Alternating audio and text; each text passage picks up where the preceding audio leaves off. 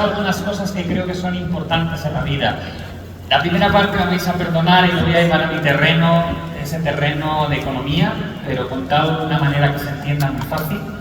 Y la segunda parte creo que es la realmente importante, que es lo que llevamos dentro y cómo tenemos que afrontar nuestras dificultades para poder ser felices con aquello que queremos hacer y que muchas veces olvidamos. Así que tened paciencia con la primera parte, que ya sé que es siempre un poco más tediosa, pero bueno, ya sabemos que estamos viviendo momentos turbulentos desde el punto de vista geopolítico y todo esto viene básicamente porque lo que realmente está ocurriendo es una lucha por la hegemonía en el mundo. Las dos grandes potencias están en un entorno de enfrentamiento y, como explicaría Ray Dalio, los imperios tienen una duración determinada y acaban dejando paso a otros que se desarrollan con el tiempo. Si os fijáis, una de las cosas más curiosas es que dentro de este juego de poder hay actores principales y muchísimos espectadores. Los espectadores parece como que no podemos hacer nada por solucionarlo.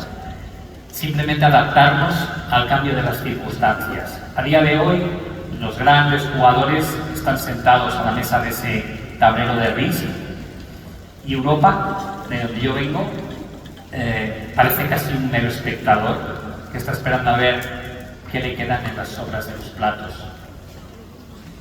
Cuando hablamos de lo que realmente está ocurriendo, debemos pensar que es la lucha entre dos grandes bloques.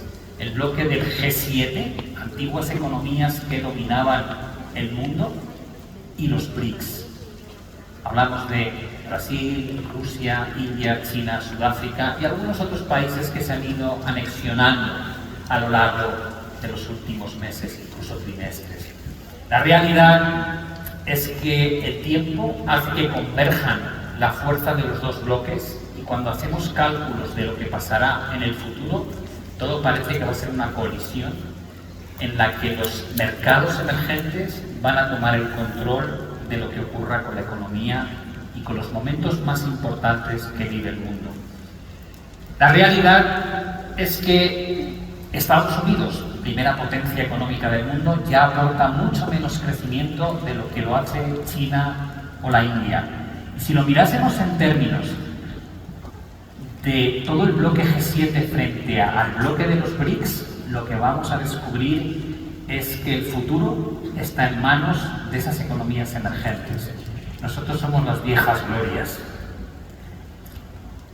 En términos de paridad de poder adquisitivo, esto sería un poco como decir, no me digas cuánto ganas, dime qué puedes comprar con lo que ganas. Hay muchos países donde el salario es muy bajo, pero el coste de la vida también es muy bajo.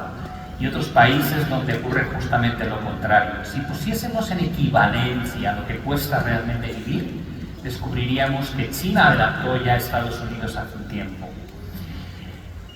¿Qué es lo que hay detrás del crecimiento económico que estamos apreciando desde hace muchas décadas ya?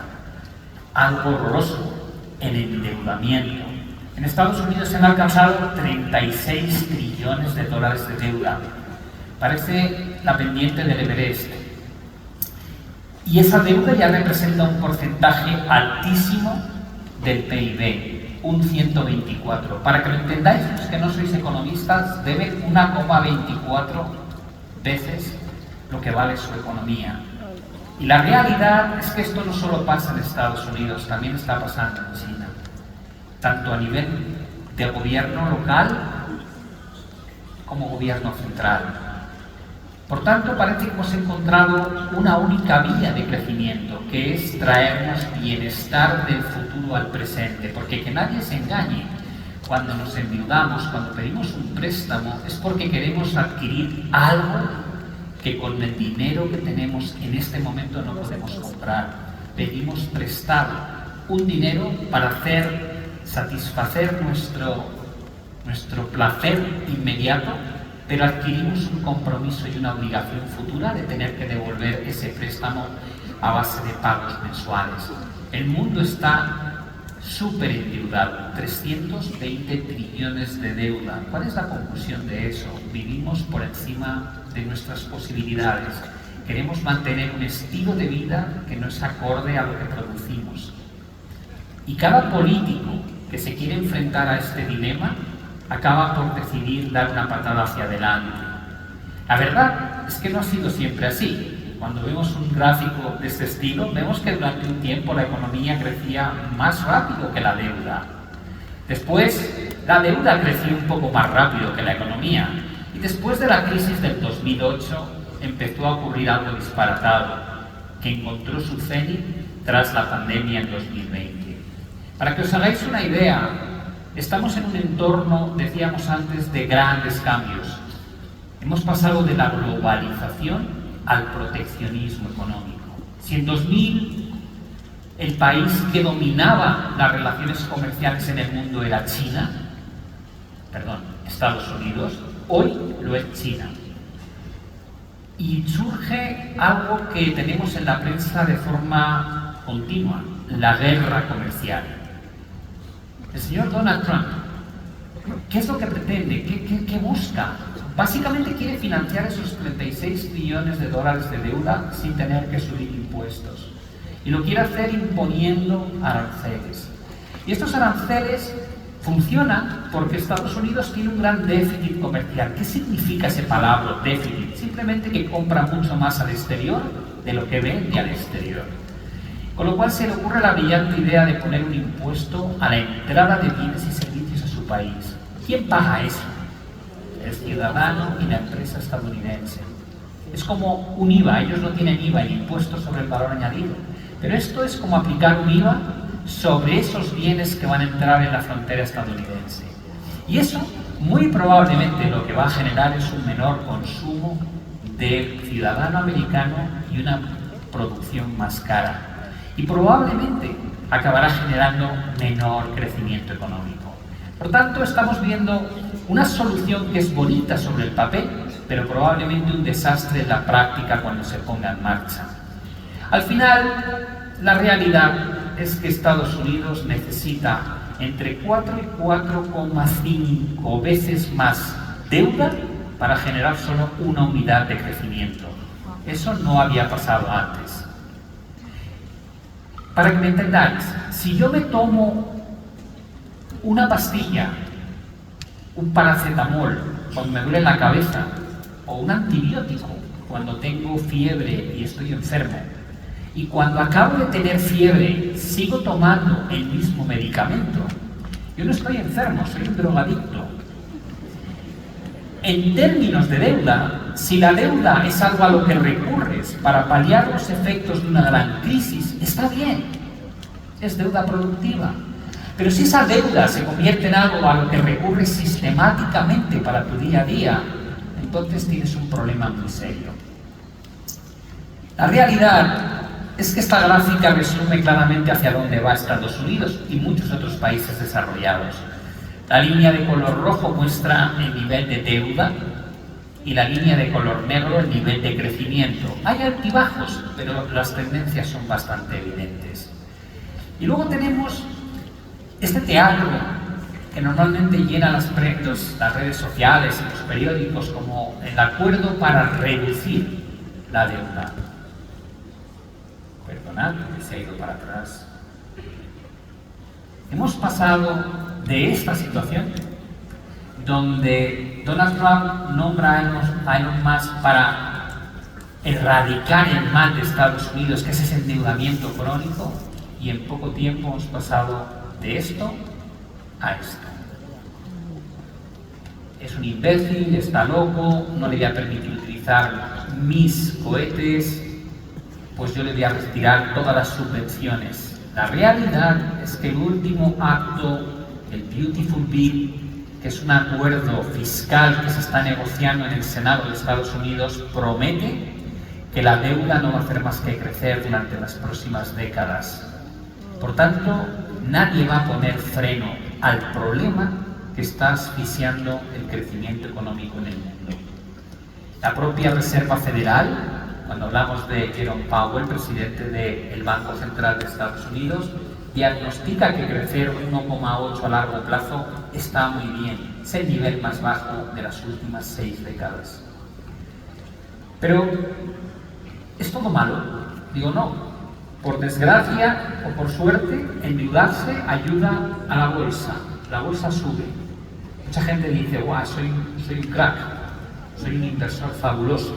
Digo, no, no eres un inversor fabuloso, eres alguien que sabe nadar poco, pero estás en un río donde haces pie y la corriente es suave y a favor, y te crees que sabes nadar. Todo ese endeudamiento lo único que ha provocado es una tendencia estructural a que suba el precio de los activos financieros, tanto la bolsa como los inmuebles. Pensad en cuánto cuesta ahora mismo comprarse una vivienda en Estados Unidos. ¿Cuál es el problema?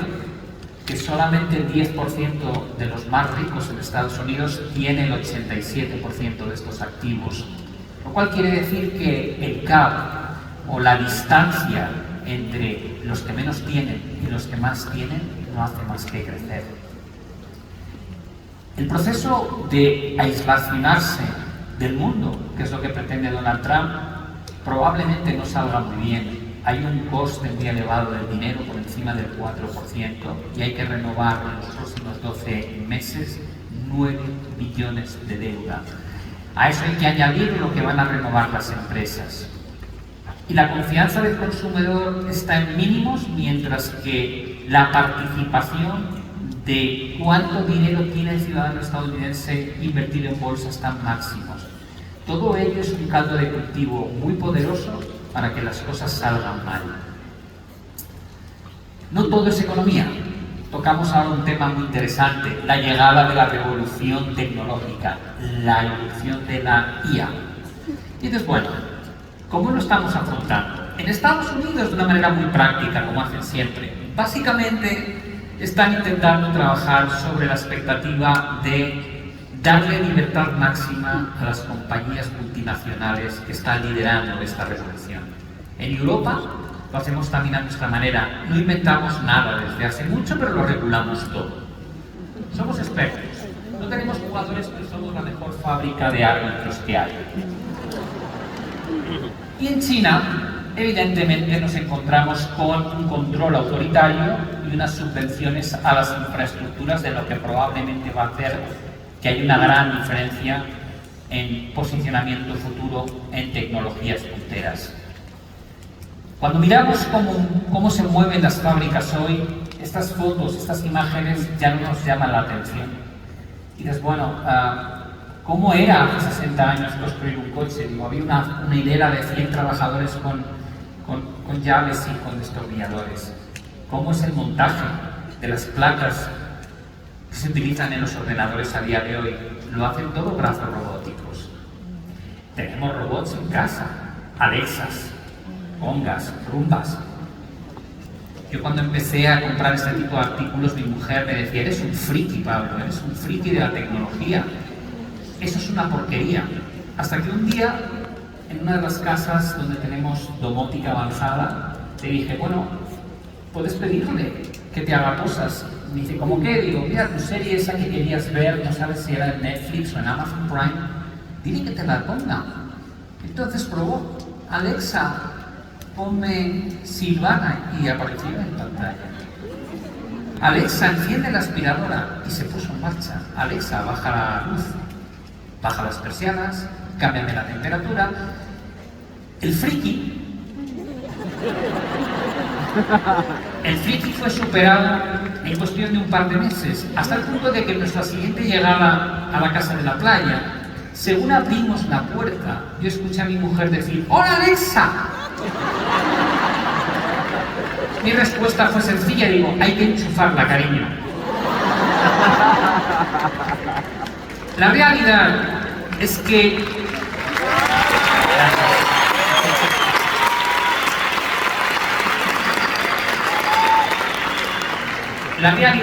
la IA está presente de una manera increíble, y yo tengo un coche que ya prácticamente me dice, al menos pon la mano en el volante, desgraciado.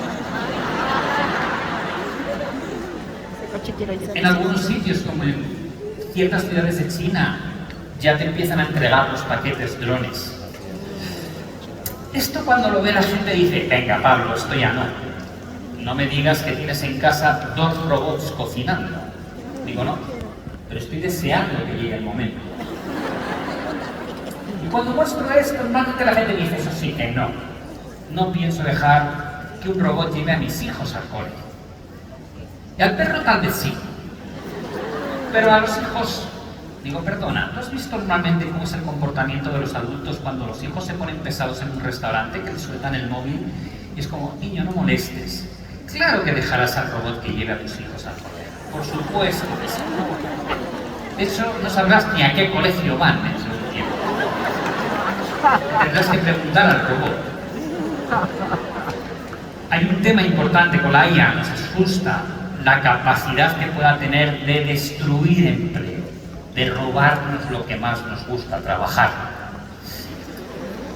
La realidad es que desde 1900 la población ha pasado de 2.000 millones a más de 8.000 y la tasa de desempleo siempre ha sido la misma. No ha variado ni en Europa ni en Estados Unidos. ¿Qué quiere eso decir? Que nos hemos adaptado a distintas tecnologías, como la llegada de Internet o la revolución industrial, y a pesar de eso, no perdimos nuestra capacidad de encontrar trabajo. Porque toda revolución destruye empleos, pero genera otros. Lo que sí os puedo asegurar es que, si bien la IA no va a sustituir a las personas, aquellos que sepan manejarla sí que van a sustituir a los que no sepan hacerlo.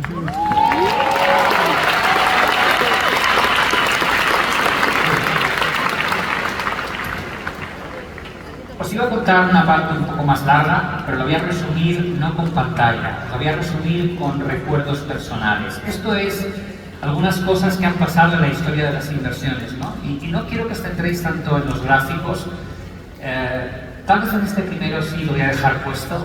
Yo recuerdo cómo viví la llegada de Internet y dije, ¡guau! Esto va a ser la revolución. Y yo era un analista mediocre que pensé, me voy a forrar, me voy a hacer millonario. ¿Cómo no va a subir Cisco cuando es la compañía que fabrica los routers que van a permitir que se expanda Internet por el mundo? Lo pensé en el año 99-2000, después de que Cisco hubiese subido un 114.000%. Es decir, llegué un poco tarde. La realidad es que esta compañía no ha vuelto a los precios de entonces a lo largo de los siguientes 25 años. Y esta experiencia me ocurrió en varias ocasiones. En un momento dado pensé, oye, ¿quién no ha usado Blockbuster? Los VHS, el entretenimiento en casa. ¿Quién no ha ido a alquilar una película? Y cuando llegó Internet pensé, lo van a petar, va a ser maravilloso. Pero no, Blockbuster se hundió y apareció una cosa llamada Netflix. La idea era buena, pero erré el nombre. Pero no pasa nada, porque yo sabía que los móviles iban a ser un instrumento que todo el mundo usase, y aposté por Nokia. No fue lo más indicado, pero soy perseverante. Y un día me pusieron una BlackBerry en la mano y dije, esto sí. Teclado QWERTY, puedo mandar mensajes. Un amigo me dijo, mira, yo escribo en la pantalla. Le dije, tú eres tonto. ¿Quién va a querer escribir en la pantalla? ¿Quién va a querer mandar mensajes en lugar de hablar? Yo con mis hijos ya les mando un WhatsApp, o no sé muy bien qué es de su vida. La realidad es que todos estos ejemplos de casos históricos lo que nos demuestra es que una cosa es detectar el cambio tecnológico y otro muy distinto es aprender a implementar la idea de inversión.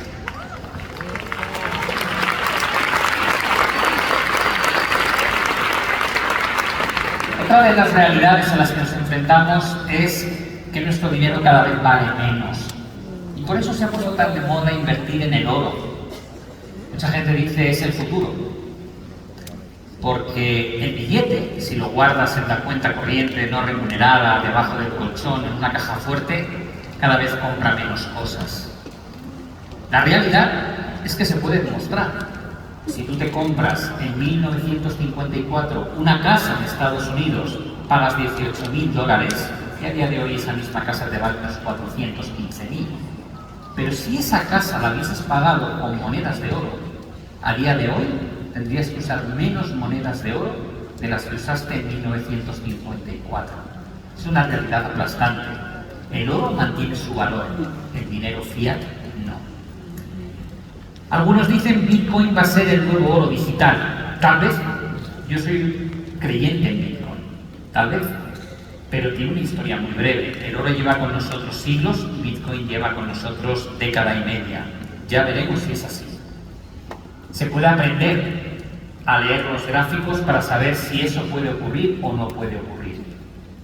Luego tenemos el invento de los bancos centrales. En Europa quieren poner en marcha las CBDCs en octubre de este año. Dinero digital que creen que va a ser lo mismo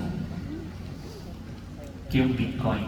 Pero no, es el mismo perro con distinto collar, nada más. No va a funcionar. El dinero en efectivo es un bien que está en vías de extinción, porque en el momento en que uno saca su dinero, de un cajero, desaparece el control. Nadie sabe dónde lo gasto. Si yo me compro un billete para venir aquí, dejo un registro digital de cómo he usado mi tarjeta Visa, y el billete electrónico, y el hotel donde me hospedo, y dónde fui a comer, en qué día, en qué hora. Soy transparente, pero si me traigo un fajo de billetes y lo pago todo en efectivo, nadie sabe lo que hago. Y el poder es saber qué hace el ciudadano. Con lo cual, mientras podéis disfrutar de los billetes, hacedlo, porque con el tiempo van a desaparecer. Y aquí quería mandaros un mensaje que es muy importante. Cuando yo hablo de inversión, llevo 40 años en esto. Me canso de ver los anuncios en las redes sociales. De verdad, creedme, el que tiene un Lamborghini no lo va soñando por la red social. Lo tiene y lo disfruta, no vacila de él. Cuando os cuenten que es fácil ganar dinero haciendo trading o invirtiendo de manera compulsiva, y os quieren vender metodologías maravillosas, sistemas infalibles, pensad en esto. La gallina de los huevos de oro no se vende, se usa. Si de verdad tienes un sistema que es tan bueno, ¿por qué me lo quieres vender por 300 o 400 dólares? Usad la cabeza. Muchas veces no hay que ser un genio para darse cuenta de que te están estafando. Todos tenemos esa predisposición a buscar el atajo, pero es un atajo a perder nuestro dinero. No caigáis en la trampa. Yo llevo 40 años haciéndolo, no es fácil. ¿Se puede aprender a rentabilizar los ahorros? Sí, está al alcance de la mano de cualquiera. ¿Se puede vivir de trading? Solo unos elegidos. No os dejéis engañar. Toda esta gente joven que te dice que te va a enseñar cómo hacerlo, no se han ganado la vida haciéndolo. Se ganan la vida vendiéndoos la mentira de cómo hacerlo.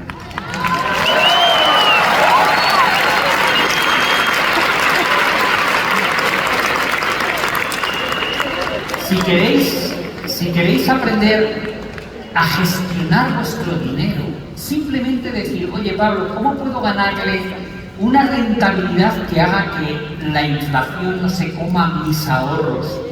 Yo os invito a hacerlo. Ahí tenéis una serie totalmente gratuito online. Os podéis suscribir ahí y lo tenéis de 29 a 3. Yo os lo cuento y es gratis, ¿vale? Y no es sencillo, es lógico y se tarda en ponerlo en práctica. Sin esfuerzo no se consigue nada. Pero lo más importante de todo es lo que os voy a contar a continuación. Invertir en nuestro dinero es sabio, pero invertir en nosotros mismos es mucho más importante.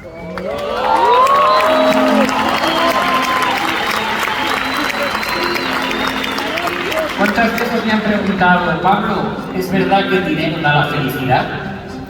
Y yo digo, no, da algo mucho mejor. La libertad de elección. Poder hacer lo que quiero y no lo que me obliga la circunstancia. Yo padezco una enfermedad degenerativa. Ahora me obliga a ir en silla de ruedas. Antes no. Andaba mal, corría distinto, iba más lento. Y cuando eres joven te enfrentas al bullying. En aquella época no existía este término, pero sí el comportamiento. Y te caben dos opciones: o te haces duro o te hundes. La sensación que tienes cuando estás en ese momento, y sobre todo en la época de la adolescencia, es la ira. ¿Por qué a mí? ¿Por qué me tocó a mí? No terminas de ver claro que tienes que ser capaz de cambiar algo en tu cabeza. Estás demasiado enfadado. Yo recuerdo el proceso de pérdida de fortaleza en las piernas y el efecto que producía. Durante un tiempo me sentí como que me engañaba a mí mismo, porque quería engañar a los demás. Hay que ir a un sitio determinado y tú sabes que por ese empedrado es altamente probable que te caigas, pero no quieres apoyarte en un bastón. ¿Qué van a pensar de mí la gente que me vea? Con el tiempo ya no es un bastón, son dos o dos muletas, y a pesar de eso te caes. Al cabo de un tiempo me lucé el codo por primera vez. El brazo se va en la otra dirección cuando te caes. Y cuando tú te mueves usando dos brazos y uno lo pierdes y las piernas no funcionan, de repente te sientes como tetrapléjico. Y eso dura un mes y medio y luego hay que hacer rehabilitación. Y me lo luché 7 veces. Y durante esas 7 ocasiones mi cabeza no hacía más que pensar: ¿qué hago? ¿A qué juego? La realidad es que estaba luchando una batalla perdida. Pero había algo importante: estaba luchando. En un momento dado, en la última caída, ya no me luché el codo. Fue el codo a la rodilla y me rompí un pie. Y ese día fue muy duro. Me tuve que plantear hasta qué punto me compensaba ese coste. Y si no debía tomar la decisión de sentarme en una silla de ruedas. La silla de ruedas la veía como perder la guerra. ¿Vale?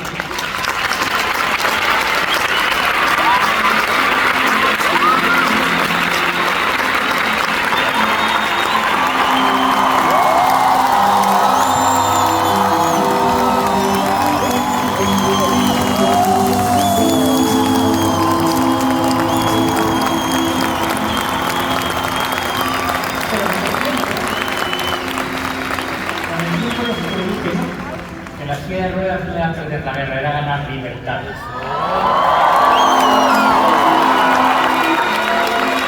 Hoy estoy aquí, en Bogotá, sentado en mi silla y me puedo desplazar y puedo saludar a la gente de esta lado de aquí, del escenario, o esta gente de aquí. Y antes me había planteado cuántos pasos podría dar en esa dirección antes de caerme o cuánto tiempo tendría que estar aquí de pie sin poder apoyarme en algún sitio. Cuando alguien tiene un problema, lo importante es enfrentarlo. Lo más importante que aprendí en mi vida es que no importa las cartas que te da la vida, sino cómo las juegas.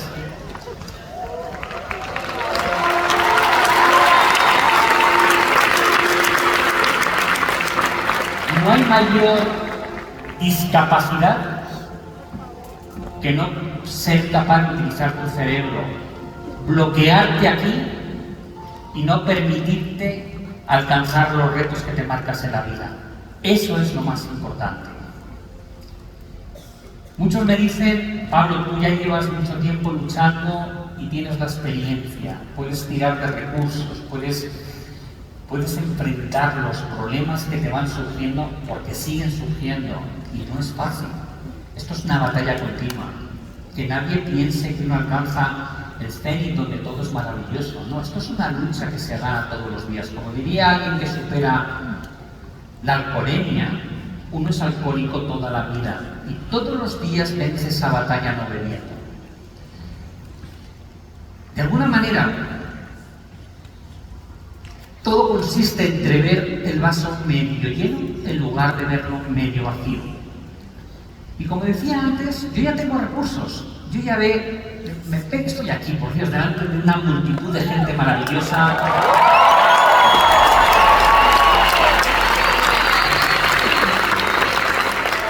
Algo habré hecho bien. Con lo cual puedo tirar de esos recursos. Pero hay gente que no, hay gente que está en ese momento dificilísimo, donde no sabe realmente cómo empezar, porque realmente empezar es muy complicado. Yo lo tuve que hacer y aún lo recuerdo. Siempre tiendes a mirar lo que hay por encima, siempre tiendes a centrarte en lo que tienen los demás y tú no tienes, lo que te gustaría alcanzar y no has conseguido todavía. De vez en cuando hay que mirar a otra parte, lo que has superado, ese agujero negro del que estás saliendo. Hay que ser capaz también de disfrutar del camino recorrido. Hay que aprender a no ahogarse en un vaso de agua. Yo muchas veces me lo planteo cuando veo a la gente preocupada y te cuentan lo que les ocurre. Dices, madre mía, si no le pasa nada. Pero para él es un mundo. Es un mundo porque el mundo es relativo. Cuando tú no ves la luz, no la ves y punto. Por muy ridículo que sea para los demás, te sientes atrapado. Percibes el mundo como algo hostil y no te atreves a participar ni a salir ni, por supuesto, a afrontar retos que te parecen imposibles. Entras en un bucle y ese bucle es mental. El laberinto en el que te metes es tu propio laberinto y es muy difícil de explicárselo a los demás. Y la gran pregunta que surge siempre es: ¿puedo conseguir sentirme bien si en la cabeza no estoy bien? Digo, no, el corazón y la mente están interrelacionadas. No existe una cosa sin la otra. Por eso cuando tú consigues mentalmente ser positivo, optimista y vencer tus miedos, te sientes bien. Por eso cuando encontráis gente que tiene buen karma, que sonríe, que va por la vida feliz, es algo que te llega. Si tú creas ese clima te vuelve. Es algo precioso, merece la pena a todas luces. Pero no es fácil de verlo cuando estás deprimido y cuando estás hundido.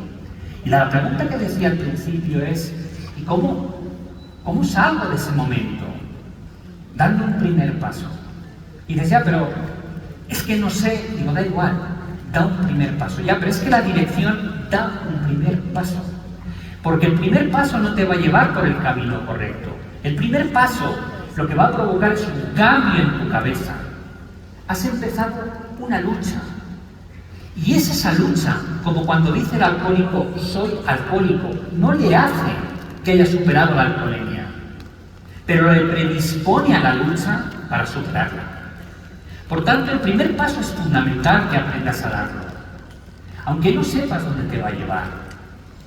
Y con el tiempo tendrás que corregir el trayecto, porque te vas a equivocar muchas veces con el camino que optes, el que escojas. Pero es parte del juego. Nadie nos dijo que supiésemos a dónde teníamos que ir desde el principio.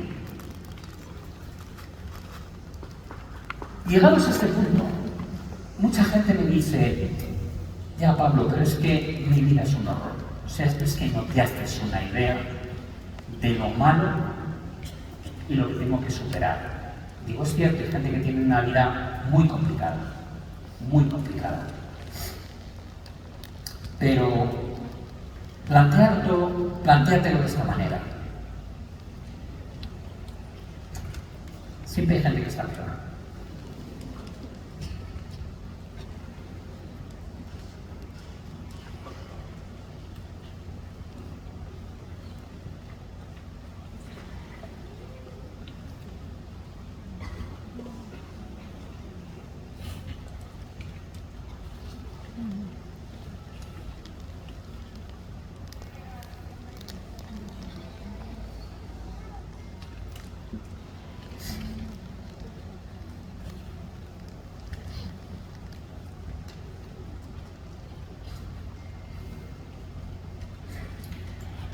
Esto debería hacernos pensar, ¿verdad?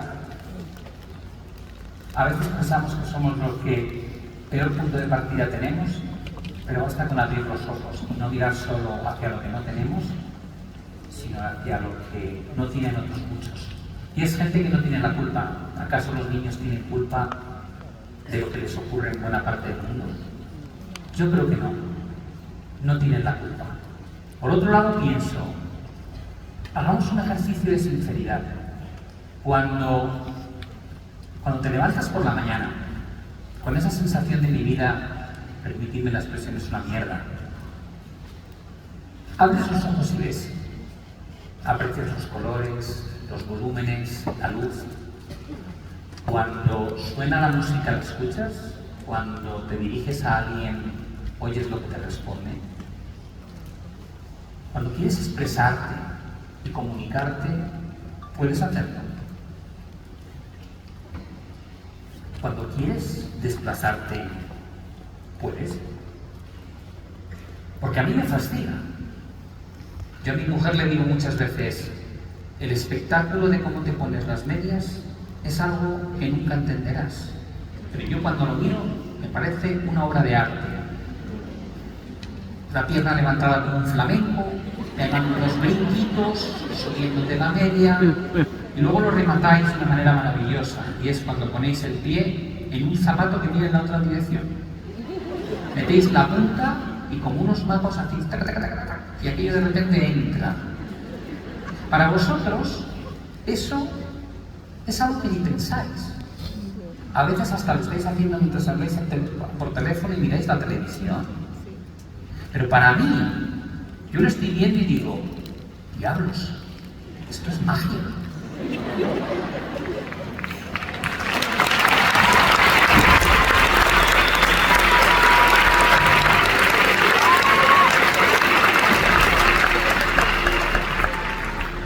Sois superhéroes. Chicos, cuando veis la película de Superman, ¿qué os llama la atención? Hace así, sale volando. Luego, y vosotros hacéis así y os levantáis, ¿no? Para mí es mágico. No lo pensáis. Queréis correr y corréis. Queréis levantaros y os levantáis. Queréis hablar y habláis. Queréis observar y miráis. Tenéis superpoderes. Y uno debería preguntarse, teniendo superpoderes, ¿cómo puedes estar tan amargado? No deberíais estar felices. No deberíais ir por el mundo con una sonrisa enorme, simple y llanamente, porque hay muchas cosas que podéis hacer y que otros no podemos.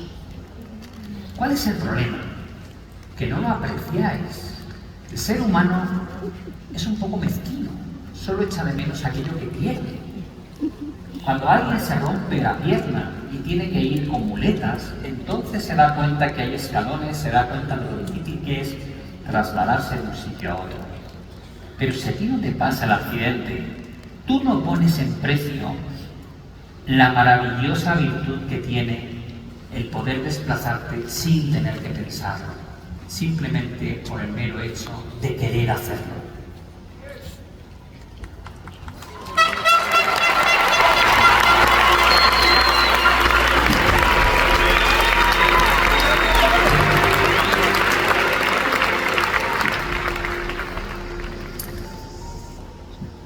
Aprender a ser feliz es mucho más fácil de lo que pensáis.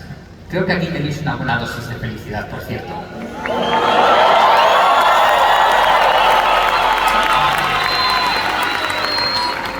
No solamente reporta cosas muy positivas en uno mismo, sino en la comunidad en la que está. Porque cuando tú tienes una manera positiva y optimista de ver la vida, normalmente la vida te trae cosas muy buenas. La gente está deseosa no de escuchar las quejas de otro y los lamentos. Está deseosa de compartir, de pasar buenos ratos. Y esos buenos ratos no requieren tanto esfuerzo como la gente cree. Es mucho más sencillo. Simplemente consiste en mirar ese vaso medio lleno que decíamos al principio, en valorar lo que tenemos, porque es un privilegio lo que tenemos. porque somos unos afortunados. Y alguien dirá, hombre, tú no vas en silla de ruedas. No, yo soy un afortunado, porque el hecho de estar aquí,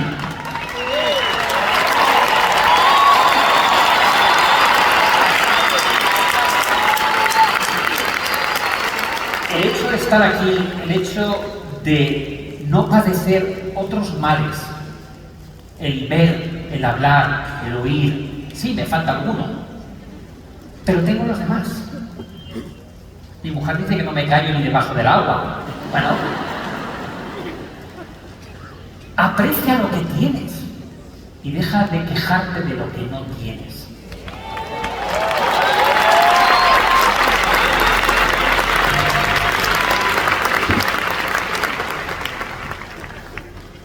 La realidad y el mensaje final que quería transmitiros es este. Os ha tocado la lotería de la vida. Solo hay que vivirla.